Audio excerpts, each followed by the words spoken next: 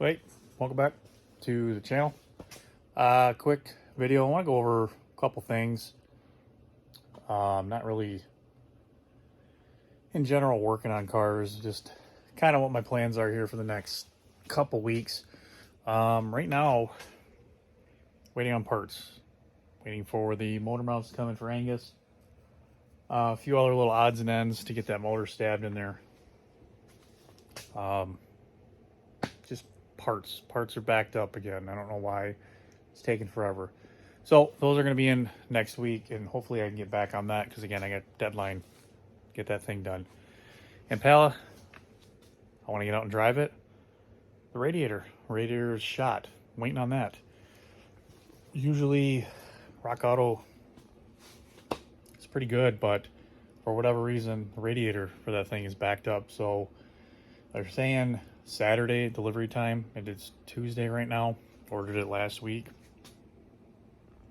Yeah, just doing a stock OEM radiator in it.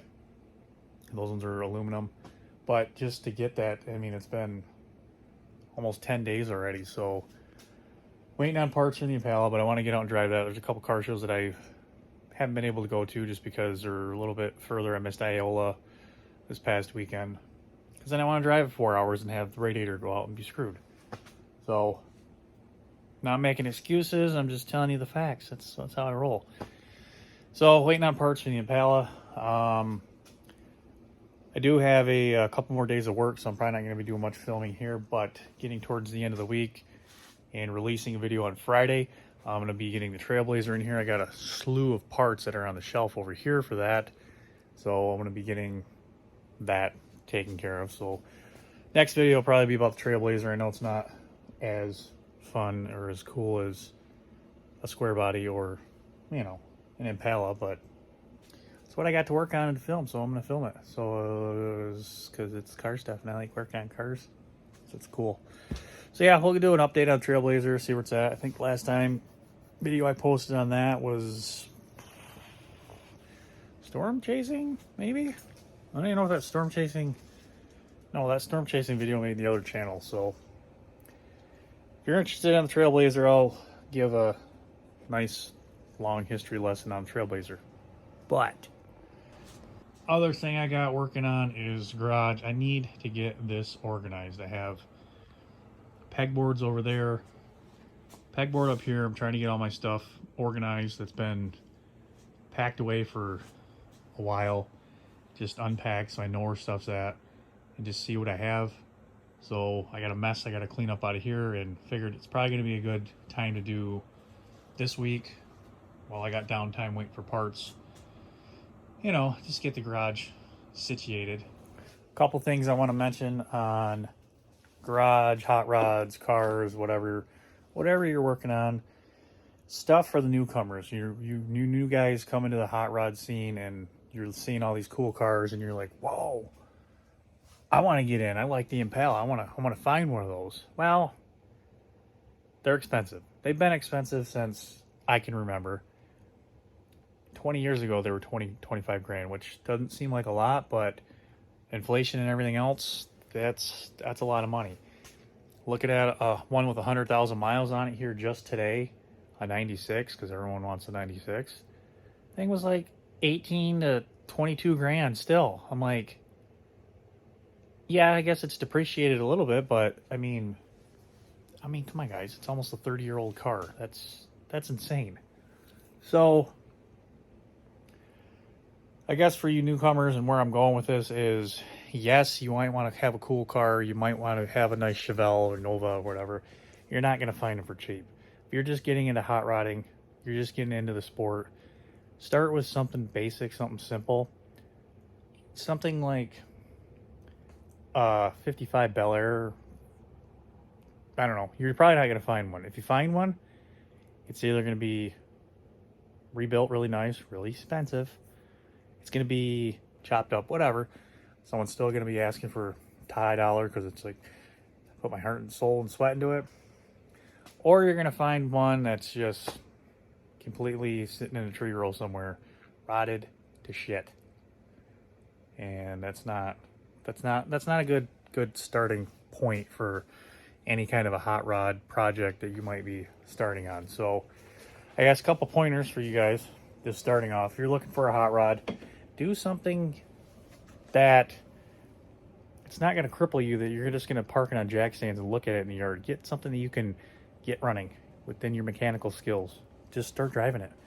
Drive it a little bit. Drive it 2-3 miles just to get the taste of it. See what quirks are wrong with it. And then at least you're driving it. It's not sitting on jack stands. It's not a rust bucket where you have the car, but now you're waiting to buy a welder, which might take you a year to get the funds for a welder, so you can then wait another 6 months and buy all the floor pans and start doing this, and then you got to practice. You know, just do what's within your means. I mean, if you have welding experience, you have whatever kind of tool experience you're using, do something that you're capable of doing. It's taken me a very long time to get to where I am, including this garage. I've had a couple I regret getting rid of, house-wise, moving on, whatever, but I'm finally getting to a point now where, hell, I just got this cherry picker off Marketplace 2 years ago. My compressor, I have that for the last like 2 years ago, and I haven't had one of those in like 20 years, like that size. Had to rebuild it, but still, I mean, it takes time to get the tools that you want. Really good experience if you go work at a body shop or mechanic shop, just as a apprentice hourly guy cleaning up cars or whatnot, or gal. I mean, you get a lot of experience that way. So when you start picking out, getting into the hot rods, and you're really wanting to pick out something that you're gonna enjoy, not just be annoyed with it. It's sitting around and you can't wrench on it because your buddy that he promised his garage you can work on anything anytime, all of a sudden it's like, nope, you can't do it, and then you're stuck. Be willing to go wrench on something outside in the grass. I wrenched on stuff many times in the dirt. I mean, just that's the fun of it. That's the joy of it. That's the knowing where you came from. That's the roots. And when you get that down, you'll appreciate having a nice garage where you can go outside when it's cold and turn on a heater and it's warm. I spent many years wrenching on cars in the cold. I'm over it now. So yeah, I guess work your way up. Some of these hot rods now you look at, I don't know. I mean, like this square body right here, paid $1,600 for it. Didn't have a motor in it. I had to go 4 hours to get it, but still, $1,600 for a pretty much clean square body. Needs an interior and everything else. Non-running. It was worth it to me. If it had the straight 6 in it and I just had, you know, a little bomb around truck, I would, and this is my only hot rod thing to work on, I'd drive the piss out of that V6. Straight six. So, yeah, I mean, just find something cheap. Be willing to go tow it from a distance or go drive somewhere and get it or fly out and get it. You know, just enjoy it and drive it. Suburban, I paid $1,900 for that going on 2 years ago, and I've done a lot of work with it. That was a runner and driver. Exhaust, interior, floorboards, I've had to do all of it, but if I wanted to drive it, I could drive it. So do what's best for you within your budget and what makes sense to you, capable of working on. Don't be afraid that if you're fuel injection kind of guy going after a carburetor, you just don't be afraid of that kind of stuff. Older stuff, 6-volt system, point system, whatever. Just, that's the beauty of it. You get something like that you start getting into and you learn about it. And that's how you learn on it. Drive it, see what its quirks are, see what improvements you can make, and then move on. Get tired of the car after a year or two, then you can always sell it and upgrade, you know. Just go from there. But the way you think you're going to get into hot rodding and have like a pro-charged Camaro, Chevelle, Nova, Mustang even, you got to think outside of the box. If you want an Impala, Caprice, clone it over. Get a Caprice. It's the same car. It's going to take you a while to clone it over, but I was looking at Caprices today. There's plentiful of Caprices still out there, and they're relatively cheap. $3,000. I mean, $3,000 or under. Saw a guy had a wagon he started cloning it over to an Impala. It was a 93, but starting cloning over an Impala. He's asking $2,800 for it. I mean, come on. Starting to get into hot rod. I mean, this is like back 20 years ago when we were looking at all these oddball cars we didn't want, and you know, the Regals and everything else for $500. I mean, that's kind of the way inflation and everything's gone these days. That's kind of the stuff that you need to start thinking about outside of the box. Don't always consider like a hot rod being a car either. You can be a truck. There's one right there. That's gonna be a hot rod. It's whatever you make it. S10s. Those are dirt cheap right now. You can get those square body. You can get them in bubbles, whatever. I mean, S10s are great. Rangers. So think about like the early 2000s Impalas. They were front wheel drive. You can find those pretty much everywhere. They're V6. They were a 3.4 or a 3800. If you got a 3800 on it, think about this. Just think about this. The import scene right now, they're all front wheel drive, so kind of think that mindset, but you're doing it with an American car. Get the Impala. Well, hell, get a Monte Carlo. 3800. Grand Prix. You could get a Grand Prix. You could take a supercharger from a Grand Prix, 3800, the GPX, GP, whatever that model was, and bolt it right onto that motor. Maybe do a little bit of tuning. You'll have yourself a fast car. I'm talking, you probably have something in the 14s. Maybe crack into 13. I don't know. Never got into it. If you want to go really crazy, the 2006 body style, the rounder style, some of those had front wheel drive LS in them.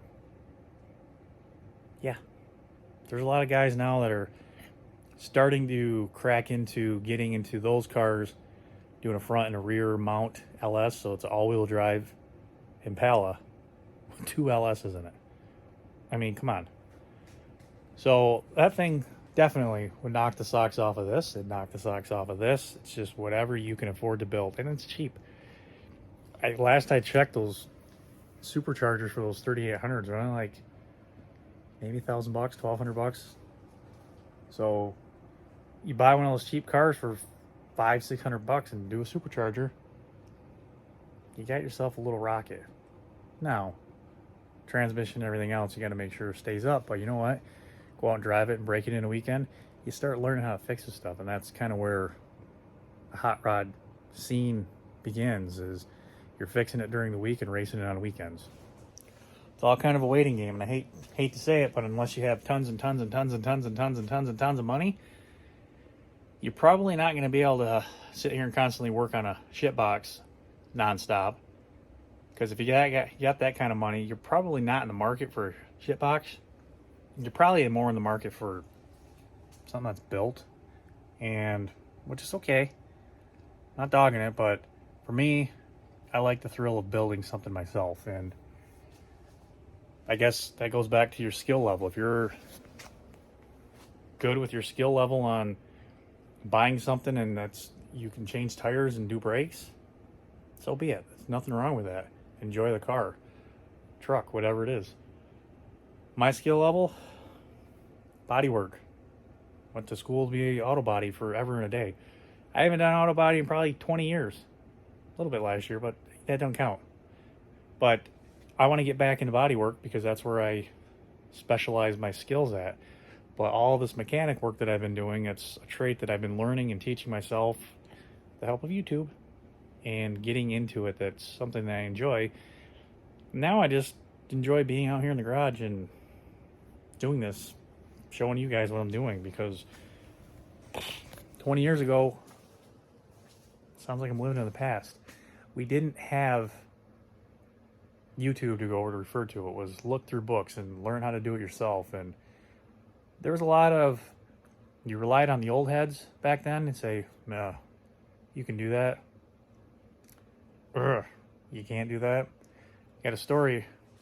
My first Impala, tires were cambered in because it had a lowering kit, an Ibach lowering kit on it. Well, I tried to take it to a shop to get done, and they couldn't get it on the rack because it was too low. So I started looking up on how to do an alignment myself. And working at the shop, we had a nice level spot. Whatever's going to do the string line thing. Well, one of the techs there is like, you don't know what you're doing. You're going to screw something up. He ripped me a new one and said, you're not going to be able to do that. You shouldn't do that. Don't do it. Silly me. I listened to him. Then I didn't do it. So therefore, what did I end up doing? I ended up wearing out BF Goodwrench tires that costed me $500 at the time because I didn't want to take the risk on trying to do and improve and better myself for one, and for two, learn something new. Just do it. If I would have done it then, I'd be even pro at doing it now. It's something I look back and shake my head at, and it drives me now to be like, okay, let's do this, whatever, and just get it done. So if you got the means to challenge yourself, challenge yourself. If you got the means to go to trade school, go to trade schools. Career centers, whatever, auto body, diesel, mechanics, whatever. Go learn a new trade. You don't have to be, scared to do it. You'll get it.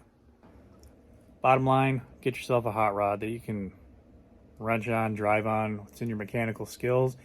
If it's something you want to learn, get out, go to car shows, talk to people, meet friends, go to car clubs, car meets.